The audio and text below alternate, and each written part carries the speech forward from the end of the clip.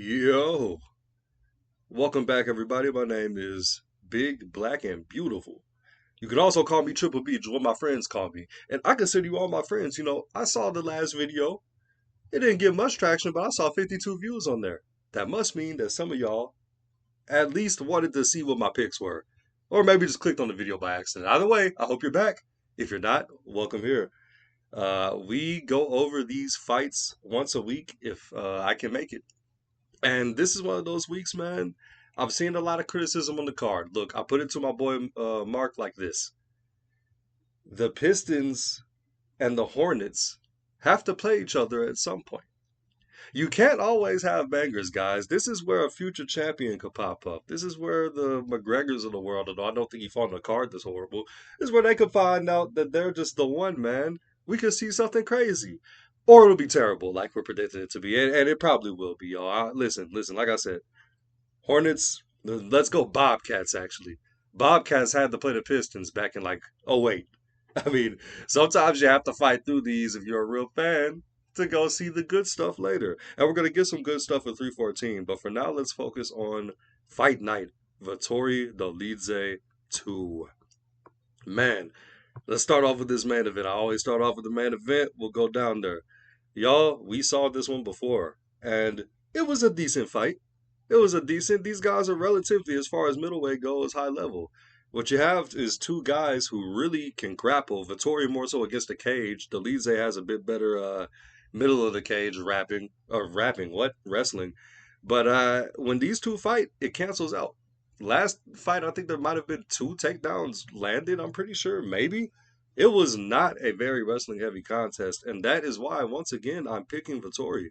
It really just ended up being I can't knock Vittori out. I can't submit Vittori. So I will try to play his game and kickbox him. And Vittori, for what it's worth, is a decent kickboxer. He does enough. I'm not saying that he's great defensively. He doesn't have punching power at all. But when it comes to fights like this, and he's fighting a wrestler as well, oh yeah, man, I think he's got this one, and he's got a bit more experience, I believe, from what I understand, against Dolidze too. Even though Dolidze is older, he has not been in the octagon with as high level competition as Vettori. That's factual. Not even any opinions going on there. That is just the facts. So realistically, I'm picking Vettori to win this one, and he is the slight favorite. I do think it's pretty even, but when you look at what happened last fight, I just don't have a reason to see it going any different, y'all.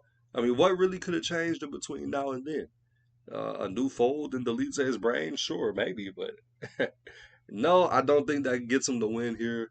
Vettori should clean this up. It'll be another 5 round decision, most likely. Nobody's going to get finished here, guys. Vettori can't be knocked out. I don't think Dolidze is going to try to wrestle him. Uh, yeah, and then that'll be the main event. So, I mean, I'll be watching, sadly, but you know, it could be better. But you know what? Let's move on down because we have a bit more excitement here. And I say that even though these guys really don't get not KOs like that. Chitty, I believe his nickname is Bang Bang or Chitty Bang in Jokawani. He really is not that powerful. But we got a less. Ooh, wow. Yeah, we're gonna go with Dos Santos here. And listen, man, I've seen both of them fight. I like what I've seen from both of them at light. Oh, I'm sorry, not light heavyweight, at welterweight. But truth be told, they're not top level guys, man. When it comes down to Chidi versus Dos Santos, I gotta go with Chidi here, and that's just because I think he gets a little more active. And he's the underdog here, which I'm a little bit surprised by. But we see with a lot of the ferocity amongst the two. Neither one of them really gets a lot of finishes, right? But when it comes down to just the viciousness of their strikes, I think Chidi is a bit ahead in that category, and he's also the bigger guy coming in here. Dos Santos is not that large of a dude at welterweight, and I feel like Chidi cuts a lot to get down there. Slick, he looks like he could easily be middleweight, if no weight cut. Slick a light heavyweight. He's a big old swole guy. And Dos Santos, he's a bit smaller. He's a bit more of a natural welterweight, which I think would play well over a nice little 3 round decision. But I don't know. These guys are gonna stand up and strike, and for some reason, this is all eye test. I don't have any technical analysis for you. I'm thinking that Chitty gets him, man. Chitty's very active. The last time we saw him, it was a decent fight with Jared Gooden, but he really outstruck him. He got after him, man. He almost doubled his strike count. And Dos Santos, I just don't believe is going to be that active on the night. And if it goes to decision, that's going to wear down on him, man. Those big dudes, this is a bigger guy hitting you. They hit hard. And if you allow him to tee off on you over 3 rounds, those last two are going to get rough. Dos Santos is going to want to get him out of there early if he's going to want to win this. But, you know, we'll see. I got Chitty for the little underdog victory by decision. That's what we're going with. Now, this is an interesting one, I guess. I really like Alex Hernandez, and he is the much younger fighter here. I believe it's 32 versus 36. He needs to clean up. He gets a lot of, crap, I'll call it, for his gas tank. He goes to these decisions, but he ends up being tired, and you could tell it weighs on him. He's another guy, though, who I'll say he's had some decently high level competition. He's lost to some decent guys, and Kurt Holloway has just eaten shots in all of his fights. If you go look at his decision victories, man, they're really odd. He gets hit a ton, but he just hits the other guy a bit more. And I don't like that going up against Hernandez, who we know is tough, man. That is a tough cookie. He's not going to get finished, I'm imagining. And I don't know. Halaval hasn't really shown me anything that would say that he's going to beat Hernandez over a decision. He gets hit entirely too much, and Hernandez is going to be on him. He comes out of a good camp, too. They're going to have him prepared for this, and realistically, Halaval just shouldn't. When you think about the odds, I think this is about right. Hernandez should be the pretty heavy favorite here, which, I mean, 205 isn't crazy, but personally, I'm not going to put money on it. But, I think that Hernandez got it. He's a younger guy. He's not on the upswing. I'd say he's kind of stalled out a little bit in terms of his career progression, but this would be a great moment for him to get a nice decision victory over a seasoned guy. Halaval has been around for a minute, and I just can't imagine that he does enough to really make Hernandez hurt. He's gonna get tired, but the man always fights through it. That is a dog right there. That's a dog right there. So I'm gonna take Hernandez by decision. That's my big one. Now this is an interesting one.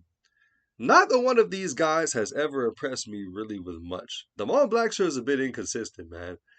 Just off the eye test, I don't like it. But and I'll bring this up later with a different fight. I think he has more ways to finish Cody Gibson than Cody Gibson has ways to finish him. Cody Gibson, if you go back and look at his record, he's got a couple of losses to submissions. And Damon Blackshear is sneaky, man. The rear nakeds, the guillotines, man. He really can sneak those in.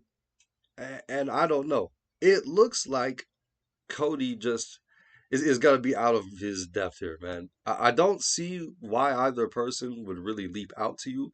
These odds are a little crazy, in my opinion. Minus 485. I don't trust Blackshear that much. But what I can say is that he's got a lot of submissions. Well, relatively speaking, a lot of submissions on his record. And Cody Gibson, he is prone to getting caught by those.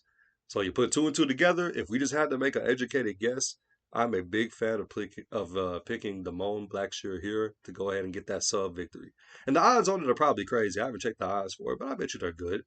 You know what I'm saying? So if not that, it should be a nice decision. I'm not saying that Cody Gibson is he soft or anything, but 3 rounds is enough time to work. Damon Blackshear is going to be on him. Let's go ahead and give Blackshear in here. Now, let's move on.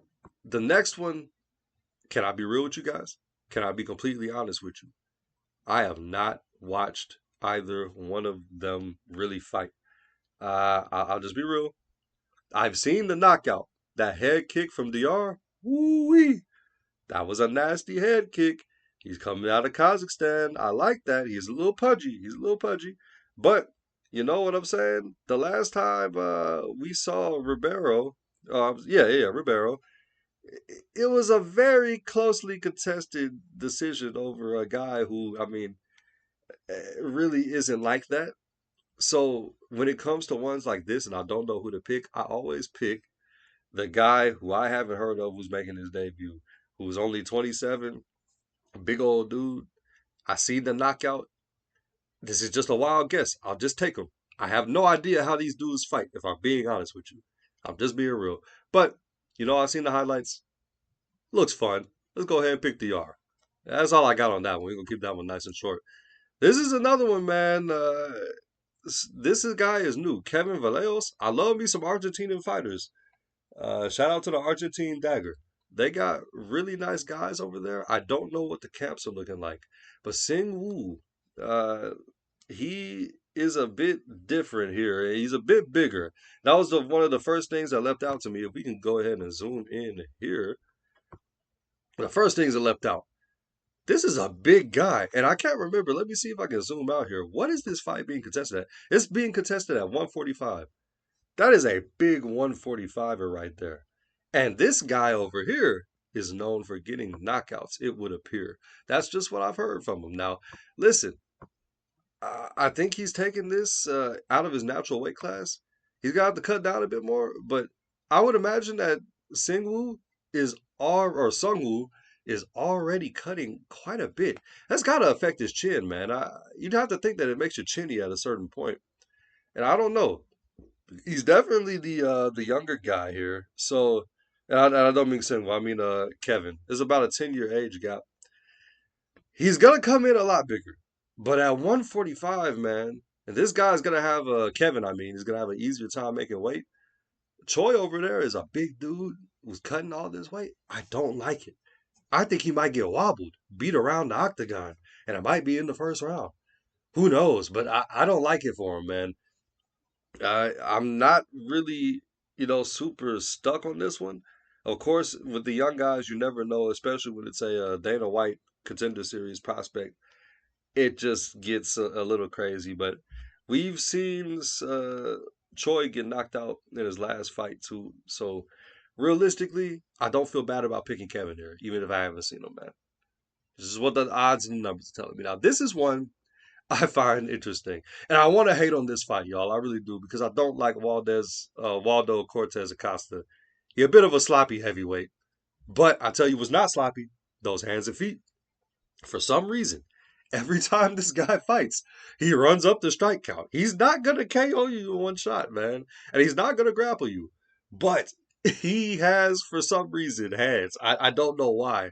Those fat heavyweights always confuse me, man. They be coming out with the man breast a little bit. And he's not as bad as some of the others, but he comes out and he just looks sloppy. But then he goes in there and he puts up performances.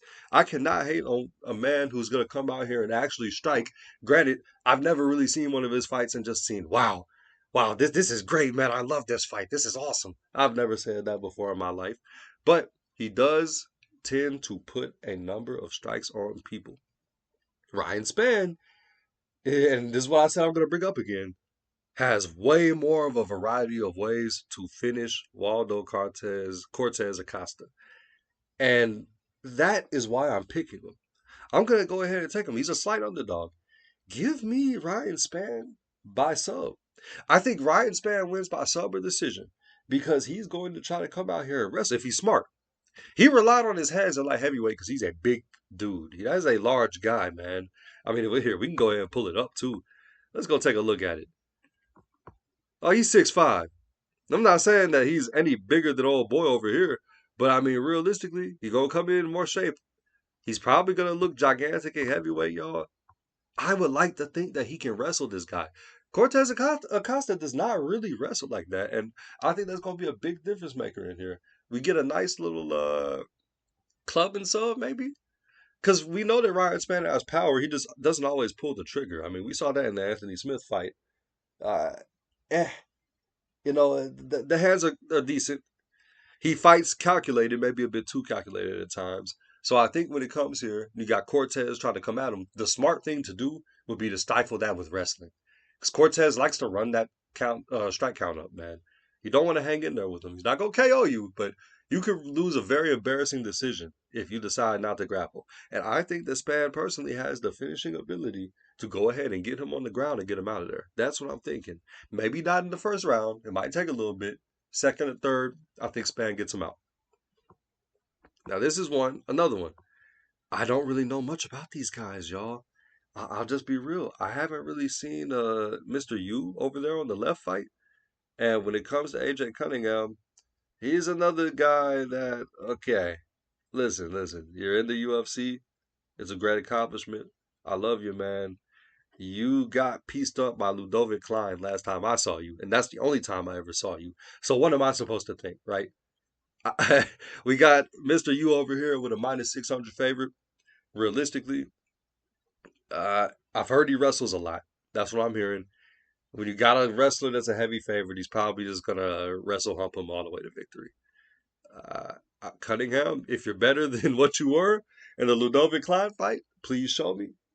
I don't know. You know what I'm saying? I wish I could give him more credit or talk about his actual skills. I don't know them. It's all good, but that's fine. We're gonna move on past this one because I don't really have much to say. Let's get a very boring decision from Mr. U over there on the left. This is another one. Hey y'all, hey y'all. I told y'all before, I'm not a pro. I am not an analyst. Go to John Anik if you want some heavy analysis of these fights. Here's what I'm gonna say here. Carlos Vera is 37. Musasa is 26. Okay? Listen, I've only seen Vera lose once. And that was on like a prelim somewhere. I can't even remember when it was. Who'd he lose to? I can't remember, but I know he lost. Musasa from the Republic of Congo. Them boys tough out there. At least so I've heard. We're just gonna go ahead and pick Musasa because his name is cool and he's from the Republic of Congo. Oh, also, I just want to address the fact I believe I picked like every single black fighter to win tonight. Man, I'm not racist. It just so happened to be that way, man. There are some dudes in here that I don't like. Like I said, I don't like Blackshear, but I had to pick him over old dude that he's fighting. Don't judge me for that, y'all. Don't judge me for that. I love my white people. But anyways, yeah, Musasa. We're gonna go ahead and take my black brother from the Congo to go ahead and get this done. I've seen his little record. I don't want to call it a little record. My bad. I've seen his record. He apparently gets people out of there. What is his nickname? He's got a crazy nickname, right? It's something wild. The KO Wizard. Well, I hope you really keep that up, buddy. And knock out Vera, man. He's an old man. You should. This is a setup. This is a setup. Go ahead and get you this dub. Boy, oh boy. Fight of the night, baby. Stephanie Luciano versus Sam Hughes. Hey, man. hey, hey. This fight is going to be horrible. It's probably going to go to decision. Uh, Sam Hughes sucks. I'll be real with you. She shouldn't be in the UFC. I don't know why she still is. Well, it's because of how shallow those women's divisions are. They do need bodies. Man, she is not really good at all. And she's, for a woman fighter, and I don't want to sound misogynistic here, but she's aging. 32 is aging for them, especially when they don't really have a lot of athletic prowess. She's not particularly athletic. And I don't really know much about Luciano, if I'm being real. The last time we saw her, she tuned up, relatively speaking, somebody. She got knocked out in that fight, too, if I remember correctly. So I'm just going to pick the person that I saw win the best last. I'll just be real with you again. Like, don't expect much out of this, y'all. It's probably going to decision. If you want to put money on a decision, I'd say that's pretty safe. But who knows? Luciano could get her out of there, but yeah, Sam Hughes ain't really much to really write home about, y'all. I'll just be real. This ain't gonna be a high level MMA fight, but it'll be a fight. And I love fights. So let's move on to the next one. We're almost done with the card, y'all. Look at this. Daniel Perez, Andre Lima. Wow. Two great names. This is another one. My knowledge is lacking on exactly what these guys are getting down on. Now, I tell you what, we have Daniel Perez. I know he won his last one. It was a nice little closely contested fight. I saw it. These lightweights like to go to decisions, bro. So he got himself a nice little decision. Andre Lima, I believe he's a new guy, right? No, no, no, no, no. He fought. Oh gosh, no. Okay, his last fight it was contested. He barely won his last one. Hmm. He barely won that one. Was it a split decision? I can't remember. It wasn't very good, and I wish I could tell you what I remember about these guys. I don't remember anything about the way they fight. But how about this? Y'all want to get crazy? Let's get crazy. Let's pick the upset here. 36-year-old Daniel Perez is going to go up here and beat the crap out of Andre Lima. How about that? I really have nothing to back that opinion. I'm so sorry. But let's move on, y'all. Let's move on. We've only got a couple left. We got two women's bouts left. Josiane Nunez. Not good, but she is aggressive, relatively speaking. She is relatively aggressive. She throws down. Priscilla Cachoeira. Not good and not that aggressive. She oh Lord, and let me make sure I'm not talking out of my behind here. Let's go over to these significant strikeouts. Yeah, she lands a little bit less per minute, a bit more accurate. She absorbs a lot too. Josiane Nunez is not a high level MMA fighter, y'all, but she's gonna come forward. Let's go look at these grappling numbers. Oh boy, yeah, yeah, man. Listen. There's not much to say here. I don't want to hold you like I have any actual analysis on this one. I've seen Josiane Nunez dog out a little bit more than Priscilla Cachoeira. Also, I'm pretty sure the age difference. Let's go check. It should be pretty significant here. My bad. I skipped over the age. I don't want to do that. They showing me the age here. Oh, no age. Hold on. We're gonna go find it because I think that's important to look at. Josiane Nunez is 31 versus 36-year-old Priscilla Cachoeira. Y'all know how I feel about women's fighters in these age gaps. I don't like old women's fighters, man. Not everybody can be Shevchenko, so we're gonna go ahead and go with Josiane Nunez. Man, she got a clean fade. Boy, that thing crispy. All right, let's move down. Wow, another one that I know nothing about. Look at this. Hey, I'll tell you what, American women's fighters don't really do that well in a lot of these instances, man. And I just saw the video of Yanesi Dubin. I hope I pronounced her name right, baby. Uh, she smacked that chick on the Contender Series. If you a woman that gets knockouts, I'm gonna automatically favor you, most likely. That was nasty. She dropped her. Can she do the same thing? Probably not. It's probably going to decision. I'll be real with you. We're gonna start the night off in a boring way. And Carly Judice, have I seen her fight before? She's not old. They're both like 25. Uh, she lost to Gabriela Fernandez. Wow, she landed a lot of strikes here. Maybe she got robbed. I don't know. I don't know if I watched that one. So I'm just gonna pick the chick that I saw get a knockout the last. How about that, y'all? Okay. How is that for analysis? Not much, right? Very light. Just a man's opinions. If I had to go circle some matchups here, I think the main event will actually be a pretty good, relatively high level MMA fight. You're gonna want to watch this Chidi and Njokuani fight. I think he's gonna get after Dos Santos. He's the bigger guy. Gonna be at welterweight. They both land a good amount of strikes. I'm thinking we see Chidi get after him. I really do. Hernandez always puts on a good fight. I can't talk crap about him, man. He's a dog. He tries hard. You can tell with him it's effort, a lot of effort. And then, mm, these young guys that are coming off the Contender Series, they'll be fun to watch. Realistically, like I said, y'all, these young dudes need a platform. So don't hate on cards like this too, man. I know I was talking shit in the beginning of the video. Don't hate on cards like this, man. They're wonderful and they give people a chance to shine in spots where you never would usually see them, which is on TV. Ain't nobody watching these, man. But hey, look, y'all enjoy this card on Saturday. I'll be back next week to break down the next card. And I really hope you all have a great day. I do appreciate every single one of you that watches this video and watch the last one too, man. 52 views. That's crazy. I love y'all. Let's make this a regular thing. How about that? Okay? Y'all have a good night.